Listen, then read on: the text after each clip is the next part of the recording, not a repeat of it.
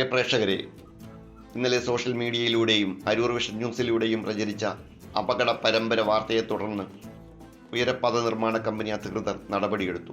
അപകടം നടന്ന പ്രദേശത്ത് റോഡിൽ രാത്രി തന്നെ അടിയന്തരമായി അറ്റകുറ്റപ്പണികൾ നടത്തി. യഥാവിധി സന്ദേശം അധികൃതരിലെത്തിക്കാൻ സഹായിച്ച എല്ലാവർക്കും നന്ദി. അരൂർ തുറവൂർ റോഡ് യൂസേഴ്സ് സമിതി അംഗങ്ങൾക്ക് പ്രത്യേക നന്ദി. അരൂർ വിഷൻ ന്യൂസിനു വേണ്ടി LS അശോക് കുമാർ. നന്ദി.